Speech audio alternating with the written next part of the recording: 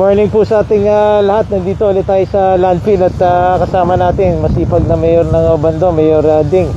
Pinakita po natin na itong area po na to pag gabi meron pa ring usok at merong konting apoy, pero pakonti na lang po dahil itong halos sa gitna hanggang dun sa west side ay maliwanag na po. So ito na lang natitira yung perimeter. Kaya pag galing Obando, medyo sa gabi meron pang makikita, pero minamadali po natin yan.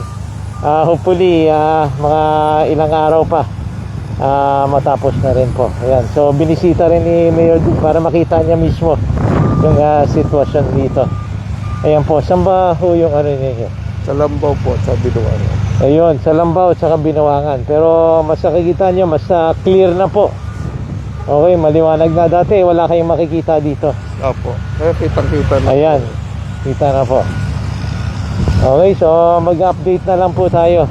Salamat sa pagbisita, Mayor. Thank you po, thank you po. Ayan, nasa pasipag na Mayor na Obando. Hanggang dito sa ating pumunta. Pangalawang beses na niya pumunta dito para talagang gusto niyang tutukan yung mga ginagawa dito. Maraming salamat. So makikita po ninyo, dami pong heavy equipment dito, daming truck. Ayan, tuloy-tuloy po yung trabaho.